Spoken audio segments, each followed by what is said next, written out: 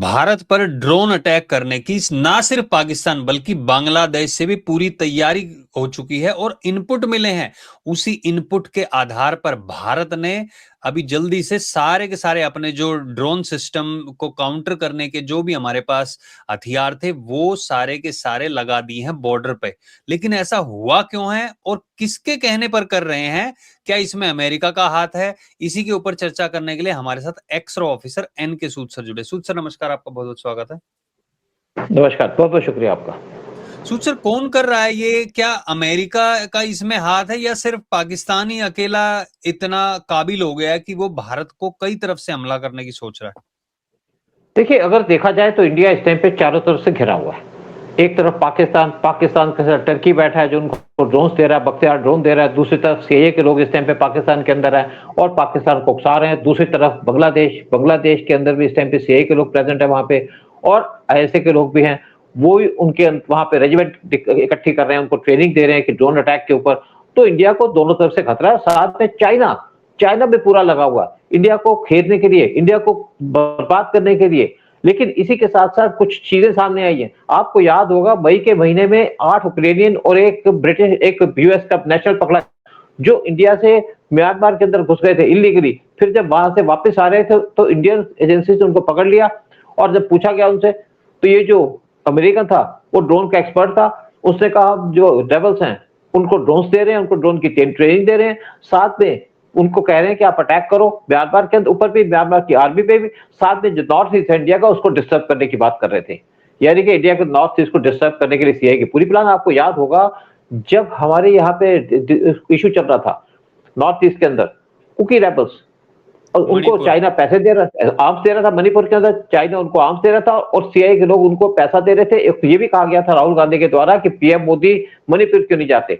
अगर पीएम मोदी मणिपुर के अंदर जाते तो वहां पे शार्प शूटर बैठे हुए थे, हिली एरिया है, पीएम मोदी को मारने की पूरी प्लान थी। यानी कि हमारे इस टाइम पे जो अपोजिशन की पार्टी के लीडर हैं उनका भी पूरा प्लान था इंडिया को डिस्ट्रॉय करने का, मोदी को मारने का।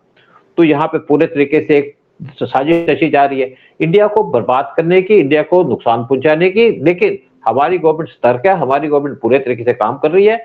और जो एंटी ड्रोन सिस्टम है उसके ऊपर एक हमारे होम मिनिस्टर की स्टेटमेंट आई थी कुछ दिन पहले। उनका दिल्ली को प्रोटेक्ट करने के लिए हम पूरे एंटी ड्रोन सिस्टम लगा रहे हैं और ये काम 6 महीने पूरा हो जाएगा। एक और बात बता दूं आपको कि कुछ दिन पहले खबर आई थी कि दिल्ली के जितने भी सीसीटीवी कैमरास हैं उसकी सारी वीडियो या लाइव फुटेज जाती है चाइना और पाकिस्तान के अंदर, और इससे किसी भी हमारे वीआईपी पे अटैक हो सकता है, वीआईपी को मारा जा सकता है, या कोई आर्मी की जो मूवमेंट उसको देखा जा सकता है। तो उनको भी रिप्लेस किया जा रहा है। इंडियन गवर्नमेंट के ऊपर बहुत ज्यादा प्रेशर है, लेकिन हमारी जो गवर्नमेंट है वो सारे प्रेशर को झेल रही है, उसको काउंटर करने की पूरी तैयारी कर रही है। अच्छा सूद सर, तो फिर ये ड्रोन की जो बातें की जा रही है, ड्रोन अटैक हो सकता है, तो भारत कितना तैयार है? क्या भारत के पास अपने इतने सक्षम हथियार हैं जो उनको रोक सकते हैं? क्योंकि पहलगाम अटैक के बाद जब ऑपरेशन सिंदूर हुआ था तब भी अटैक करने की कोशिश की जा रही थी ड्रोन्स के द्वारा, या फिर हमने कुछ और नई चीजें ली हैं? कैसे रोकेंगे? देखिए, अगर आपको मैं पुरानी हिस्ट्री बताऊं, जब रशिया यूक्रेन वार हुआ तो उसके अंदर भी ड्रोन यूज किए गए और यूक्रेन ने रशिया के ऊपर ड्रोन से अटैक किया, उनके एयरक्राफ्ट को डिस्ट्रॉय किया, उनके इंपॉर्टेंट इंस्टॉलेशन पे नुकसान पहुंचाया। इसी तरीके से जब यूएस और ईरान का वार हुआ तो ईरान ने भी ड्रोन्स को यूज किया, स्पेशली गल्फ कंट्रीज को अटैक करने के लिए। जब ईरान और इसराइल का वार हुआ तो भी उन्होंने इसराइल के ऊपर अटैक किया ड्रोन्स के द्वारा। इससे पहले अर्मेनिया अजरबैजान का वार हुआ, वहां भी ड्रोन्स को इफेक्टिवली यूज किया गया अजरबैजान के द्वारा। उनके पास टर्किश ड्रोन्स थे, टर्किश बख्तियार ड्रोन्स थे। जब ऑपरेशन सिंदूर हुआ तो वहां पे मिसाइलें भी चली, लेकिन उस टाइम पे पाकिस्तान ने जो टर्की के बख्तियार ड्रोन उनको भी यूज किया था इंडिया पे अटैक करने के लिए, लेकिन सारे के सारे ड्रोन को गिरा दिया। फिर पाकिस्तान ने कोशिश की इंडिया पे अटैक करने की, इंडिया ने जितना भी उनका ड्रोन सिस्टम थे उनको भी गिरा दिया। फिर S-400 पे ड्रोन से अटैक करने की कोशिश की गई थी, उनको भी ध्वस्त कर दिया गया। देखिए, इंडिया बहुत देर से इसी चीज पे तैयारी कर रहा था। और आपको ये भी बता दूं, जब ऑपरेशन सिंदूर था तो हमारी S-400 की मिसाइलें तो बहुत ज्यादा इफेक्टिव थी। साथ में हमारे पास आकाश सिस्टम था जिन्होंने भी उनके मिसाइल और ड्रोन को गिराया। फिर हमारे पास इजराइल के बराक 8 सिस्टम थे जिनको भी बहुत इफेक्टिवली यूज किया गया। लेकिन एक और सिस्टम था जो बहुत इफेक्टिव था और सस्ता था, वो था D4S एंटी ड्रोन सिस्टम है, जिसको यूज किया गया। उसके बाद ताइवान ने कहा कि हमको आपके D4S सिस्टम चाहिए, क्योंकि इलेक्ट्रॉनिक ये रेल्स रिलीज करते हैं और सस्ते पड़ते हैं। तो हमने पाकिस्तान के पूरे जो ड्रोन्स थे उनको ध्वस्त कर दिया। लेकिन एक और बात है कि ये भी आपको याद होगा कि पीएम मोदी जब इजराइल गए थे, तो इजराइल पे जाकर, फरवरी की बात कर रहा हूं मैं, तो वहां पे एक एग्रीमेंट साइन किया। उनका हमें आपका आयरन आयरन बीम सिस्टम चाहिए। आयरन डोम अलग बात है, वो मिसाइल को गिराता है, लेकिन आयरन बीम सस्ता है और ये ड्रोन्स के खिलाफ यूज किया जाता है। तो इंडिया ने उनसे 18 आयरन बीम सिस्टम देने की बात की और इन सिस्टम को इंस्टॉल किया जाएगा हमारे पाकिस्तान के बॉर्डर के खिलाफ, स्पेशली पंजाब में। और देखिए, पाकिस्तान की तरफ से यहाँ पे ड्रोन्स आते हैं जो यहाँ पे आर्म्स ड्रॉप करते हैं, ड्रग्स ड्रॉप करते हैं, फिर यहाँ पे पूरी इंफॉर्मेशन लेने की कोशिश करते हैं। तो इंडिया इसकी भी तैयारी कर रहा है। और फिर जो हमारे बीएसएफ और सीआरपीएफ के जो लोग हैं, उनको भी पूरे तरीके से ड्रोन से ट्रेनिंग दी जा रही है। साथ में उनको राइफल के बजाय ड्रोन सिस्टम प्रोवाइड किए जा रहे हैं, एंटी ड्रोन सिस्टम प्रोवाइड किए जा रहे हैं, ताकि अगर लो फ्लाइंग ड्रोन आता तो उनको वहीं पे गिरा सकें। और जैसे मैंने कहा कि आपके हमारे होम मिनिस्टर ने ये कहा है कि हम दिल्ली को पूरी प्रोटेक्शन देना चाहते हैं 6 महीने के अंदर। जितनी भी इंपॉर्टेंट बिल्डिंग्स हैं वहां पे एंटी ड्रोन सिस्टम लगाए जाएंगे, और ताकि कोई अगर नुकसान पहुंचाने की कोशिश करे तो उसका नुकसान ना पहुंचा पाए। दूसरी तरफ आपको ये भी याद होगा कि कुछ महीने पहले चाइना की तरफ से इंफॉर्मेशन आई थी कि चाइना यहाँ पे कैमरे लगा रहा है दिल्ली के अंदर, ताकि उनको लाइव इमेज जा सके, चाइना को भी जा सके, पाकिस्तान को भी जा सके। और उसके ऊपर भी इंडिया ने कोशिश, पूरी तैयारी कर ली है इन सारे जो सीसीटीवी कैमरास है उनको हटाने की। तो आज हमारी कंट्री को जरूरत है देश को बचाने की, हमारे प्राइम मिनिस्टर को बचाने की, और उसी पे इंडिया इस टाइम पे काम कर रहा है। अच्छा सूद सर, ये तो ठीक है कि एंटी ड्रोन जो ड्रोन सिस्टम है वो सब लगाए जा रहे हैं, लेकिन ऐसा भी तो हो सकता है जैसे कि पहले मुंबई में अटैक हुआ था तो पानी के रास्ते आए थे, तो जो आप कह रहे हो कि वहां से अटैक हो सकता है, तो ऐसा भी हो सकता है वो अंदर पहले लेके आए किसी तरीके से, कहीं से भी, किसी रूट से भी, और फिर अंदर ही हमला कर सकते हैं। इसीलिए आई थिंक पीएम मोदी के घर के आसपास की सुरक्षा को लेते हुए भी अभी रिसेंटली एक बड़ा फैसला लिया गया, उसके बारे में भी बताइए। देखिए, पहले आप बता दूं, जितने भी हमारे पोर्ट्स हैं वहां पे भी एंटी ड्रोन सिस्टम लगाए जा रहे हैं। और आपको एक और बात मैं बता दूं जो पब्लिक को बेसिकली नहीं पता होगी, जो भी शिप इंडियन वाटर के अंदर आते हैं, यानी इंडियन ओशन के अंदर एंटर करते हैं, उनको पूरी ट्रैकिंग की जाती है। ओमान से पास करते हैं तो ओमान के पास जो पूरी इंफॉर्मेशन आती है, कौन से शिप पास कर रहा है, सारी की सारी इंफॉर्मेशन देता है इंडिया को, और वो हमारे शेयर की जाती है। जो हमारे गुड़गांव में सेंटर है वहां पे आती है, उनकी फोटोग्राफ भी आती है, उससे एक आइडेंटिफाई हो जाता है कि किस टाइप का सिस्टम है। अगर डो आते हैं, डो में ड्रग्स भी आते हैं, साथ में जो छोटे छोटे शिप्स है वहां पे क्या सामान आता है, तो हर एक शिप अपना लोकेशन तो देता है, क्या सामान है वो भी डिस्क्लोज करता है, तो उससे नजर रखी जाती है। फिर इंडिया के बैक यार्ड पे 3 आइलैंड्स है, 3 आइलैंड कंट्रीज हैं, मॉरिशियस, मालदीव्स और सेशल्स।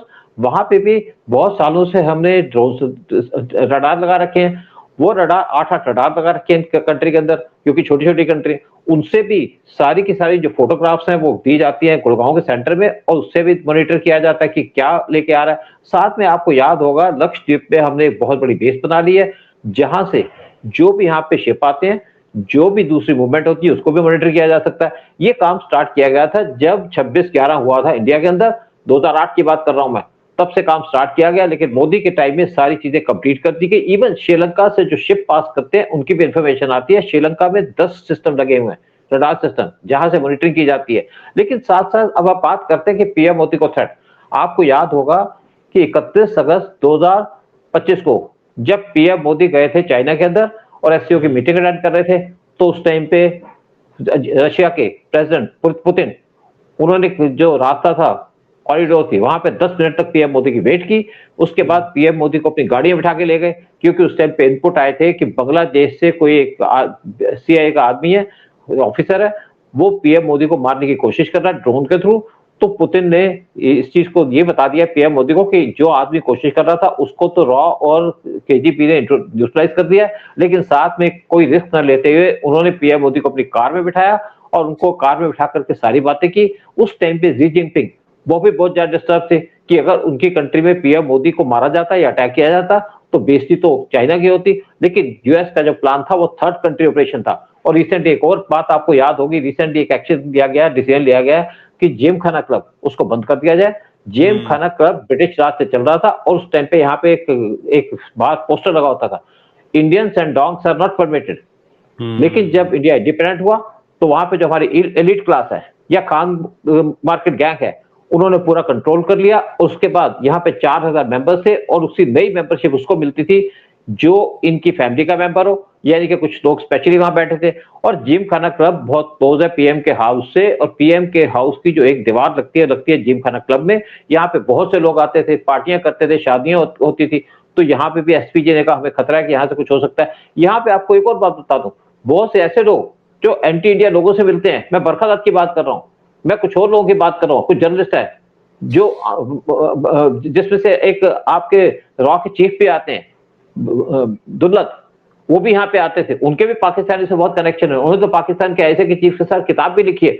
तो उनके साथ कोई भी आ सकता था, नोइंगली और अननोइंगली उसको एंट्री भी करा सकते थे। फिर यहाँ पे कुछ ऐसी जगह है जहाँ पे लोग आकर रात को ठहरा भी करते थे, कुछ जगह बनी हुई है जिसके ऊपर कुछ लोगों को, गेस्टों को भी यहाँ पे इन्वाइट किया जा सकता था। अगर आप सोचिए कि शादी होती है और शादी के अंदर कुछ लोग एंटर कर लेते हैं, साथ में जो हाई लेवल के लोग बैठे हैं वो यहाँ से एंट्री करके ड्रोन ले जाते हैं, या ड्रोन ले जाने वाले आदमी को यहाँ पे निकाल लेते हैं, तो बहुत बड़ा रिस्क हो जाता पीएम मोदी के लिए। इवन पीएम मोदी के घर के सामने राजस्थान पोलो क्लब है, जहां पे कुछ फॉरेनर्स आया करते थे, उसको भी बंद कर दिया गया सिक्योरिटी को माइंड में रखते हुए, क्योंकि आज का ड्रोन युग है, ड्रोन के थ्रू किसी पे अटैक किया जा सकता है। इवन जब पीएम मोदी का मोटरकेड निकलता था साउथ ब्लॉक में जाने के लिए, जिम खाना क्लब के सामने से होकर निकलता था, पोलो क्लब के सामने से होकर निकलता था, इसलिए दोनों को किया गया, पूरा का पूरा एरिया कंट्रोल में आ गया एसपीजी के। तो आज देश की सुरक्षा को देखते हुए, देश के प्राइम मिनिस्टर की सुरक्षा को देखते हुए, वीआईपी सिक्योरिटी को देखते हुए ये सारे के सारे क्लब्स को बंद कर दिया गया। साथ में दिल्ली के अंदर जो सीसीटीवी कैमरास लगे हुए हैं उनको हटा करके रिप्लेस किया जा रहा है लोकल कैमरास के द्वारा, क्योंकि हमारा जो मेन दुश्मन हम पाकिस्तान कहते थे, लेकिन उससे बड़ा दुश्मन हमारा चाइना है और उससे बड़ा दुश्मन हमारा यूएस है, जो आज देश को बर्बाद करना चाहता है, पीएम मोदी को टारगेट करना चाहता है। जब आपका 2024 का इलेक्शन हुआ था तो यूएस ने पूरी कोशिश की थी कि पीएम मोदी पावर में ना आए, लेकिन उसके बावजूद भी पीएम मोदी पावर में आए, लेकिन मेजॉरिटी नहीं मिली। उसके बाद जो हमारे एलाइज थे पीएम मोदी के एनडीए के, उनको तोड़ने की कोशिश की गई। इसके लिए जो सीआईए के लोग थे या इनकी एम्बेसी के लोग थे वो उनसे मिलने भी गए थे, स्पेशली मैं नायडू की बात कर रहा हूँ और जो काम के साउथ के लोग हैं, लेकिन उन्होंने कॉम्प्रोमाइज करने से मना कर दिया। और आज हमारे देश को जो खतरा है, देश को कमजोर करने का खतरा है, वो बना है मेनली यूएस की तरफ से, क्योंकि यूएस इंडिया से नाराज है। यूएस चाहता है कि इंडिया उनके पैरों में लेट जाए, उनके नाटो ज्वाइन कर ले या नाटो प्लस ज्वाइन कर ले।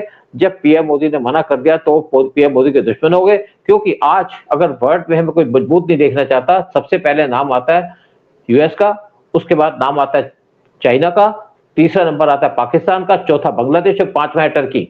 तो आज सारी की सारी कंट्रियां इंडिया को घेरने के चक्कर में है, हमारी गवर्नमेंट को कमजोर करने के चक्कर में है और पीएम मोदी को हटाना चाहते हैं, क्योंकि पीएम मोदी एक मजबूत लीडर है जिसको पूरा वर्ल्ड मानता है। उसी को हटाने के चक्कर में आज इंडिया के ऊपर अटैक करने की कोशिश कर रहे हैं ड्रोन के थ्रू, और ताकि इंडिया को बर्बाद किया जाए, इंडिया को खत्म कर दिया जाए। ये बात तो बिल्कुल सही कही आपने कि मोदी जी को नहीं चाहते थे, इसलिए उनको ब्रेक, पार्टी को भी, एलीज को भी उनके ब्रेक करने की कोशिश की। लेकिन अभी रिसेंटली ही कुछ एमपीज हैं जो दूसरी पार्टियों से अलग होकर अलग पार्टियों में शामिल हुए हैं, तो उन्होंने एटलीस्ट अपनी सरकार को तो मजबूत कर लिया है। अगर कुछ लोग जाते हैं तो उनके पास वैसे भी मेजोरिटी रहेगी। लेकिन हाँ, अमेरिका बहुत बड़ा भारत का दुश्मन हो गया है, ये उसके कामों से पता चल रहा है। और होपफुली पीएम मोदी की जान को कोई, हाँ जी, अभी देखो ना, वेस्ट बंगाल में इलेक्शन हुए, वेस्ट बंगाल में इलेक्शन हुए, तो उसी टाइम पे उनके फॉरेन सेक्रेटरी वो कलकत्ता विजिट किए। उनकी पहली विजिट कलकत्ता में थी, क्योंकि ममता बनर्जी को मुबारकबाद देने के लिए गए थे वो, क्योंकि प्लान पहले हो गई थी कि ममता बनर्जी जीतेगी, हम उसको मुबारकबाद देंगे। लेकिन ममता बनर्जी हार गई और उस टाइम पे जो नए सीएम थे शुवेंदु अधिकारी, उससे मिलना चाहते थे, लेकिन शुवेंदु अधिकारी को दिल्ली बुला लिया गया। और उसके बाद जो बांग्लादेश के अंदर एक सीआईए की बहुत हैवी टीम गई थी, डिफेंस की टीम पहुंची हुई थी, यानी कि वहां से भी तैयारी की जा रही थी और पूरी तैयारी की जा रही थी इंडिया को तोड़ने की, वेस्ट बंगाल को बांग्लादेश से मर्ज करने की तैयारी थी। और ममता बनर्जी भी तैयार थी, क्योंकि ममता बनर्जी ममता बानो है, हिंदू तो है नहीं, क्योंकि उन्होंने इस्लामिक स्टडी भी किया, हिंदू से हेट भी करती है। लेकिन जब उनके मार्को रूबियो लैंड किए कलकत्ता के अंदर, तो परेशान थे कि ममता बनर्जी हार गई। उसके बाद जो उसकी नर्सें थी, जो वहां पे क्रिश्चियन का इंस्टीट्यूट था, उनको भेजा ममता के पास मैसेज देने के लिए। मैसेज लेके आई और उससे बात मिली रूबियो से। रूबियो जब कलकत्ता से दिल्ली आए तो उनकी पीएम मोदी से मीटिंग हुई, हमारे फॉरेन मिनिस्टर से मीटिंग हुई, एनएसए के साथ मीटिंग हुई। लेकिन उसके बाद उनको जाना था राजस्थान के अंदर, जयपुर के अंदर, जयपुर में जब गए तो कोई भी इंडिया का ऑफिशियल उनके साथ नहीं गया, यानी कि एक छोटा सा ऑफिसर था एसओ लेवल का, सेक्शन ऑफिसर लेवल का, जो उनके साथ गया, उनको रिसीव और वहां पे इंट्रोड्यूस कराया। उसके बाद जब गए ये आपके यूपी के अंदर आगरा में, तो वहां भी इनको रिसीव करने कोई नहीं गया। और जब वापस गए तो इनको छोड़ने के लिए छोटे छोटे लेवल के लोग गए, 3 लोग खड़े थे जिनसे हाथ मिला रहे थे, जिसमें से एक डिफेंस का आदमी था। और जब वहां पे वापस गए चाइना के यूएस के अंदर, तो उन्होंने कहा जब मैं इंडिया के अंदर गया तो मुझे छोड़ रिसीव करने के लिए इंस्पेक्टर लेवल का ऑफिसर आया, और जब छोड़ने गए तो एक सब इंस्पेक्टर लेवल का आदमी था। यानी कि इंडिया ने पूरा क्लियर कर दिया मार्को रूबियो को कि you are not welcome in India, क्योंकि तुम हमारे दुश्मन हो, तो हमारे दुश्मन के साथ मिले हो और आज तुम्हें हमें टारगेट कर रहे हो। इसलिए इंडिया ने पूरा क्लियर मैसेज दे दिया ट्रंप को और उनके फॉरेन सेक्रेटरी को कि आपको हम नहीं चाहते हमारी कंट्री में आओ। इससे पहले जब ट्रंप चाइना के अंदर गए थे तो चाइना ने भी ट्रंप के साथ ऐसा एग्री किया था कि उनको पूरे के तरीके से इग्नोर कर दिया था, और ट्रंप ऐसा था कि चाइना के पैर में गिर गए। आज यूएस अपनी पॉलिसीज, अपने प्रोग्राम्स की वजह से अपने दोस्तों को खो चुका। इवन आज नाटो उनके साथ नहीं है, इवन जो साउथ कोरिया और जापान वो उनके साथ नहीं है, इवन जो यूरोपियन कंट्री है वो उनके साथ नहीं है, क्योंकि वो किसी को बुलाते हैं, कहते हैं आपको इंग्लिश नहीं आती, उसको गालियां देनी शुरू कर देते हैं। और आज जिस तरीके से उन्होंने टैरिफ लगा दिया पूरे वर्ल्ड के ऊपर, तो इसलिए आज ट्रंप से लोग नफरत करते हैं, ट्रंप के साथ नहीं खड़े होते। अगर ट्रंप के साथ खड़े होते तो आज ये जो आपका हॉर्मुज खोलने का काम है, ये आज से 3 महीने पहले खुल जाता। चलिए देखते हैं आगे क्या होता है, लेकिन एक बात तो साफ है कि भारत पर हमला करने का हर तरफ से कोशिशें की जा रही है, और होपफुली जो हमारी एजेंसियां वो अच्छे तरीके से काम कर रही हैं और देश को और प्रधानमंत्री को सुरक्षित रख सके। सभी लोगों से निवेदन है इस वीडियो को सब लोगों के साथ शेयर जरूर करना, कमेंट सेक्शन में अपने विचार रखना। और सूद सर बहुत बहुत धन्यवाद आपका आने के लिए। जय हिंद जय भारत। बहुत बहुत शुक्रिया। जय हिंद जय भारत।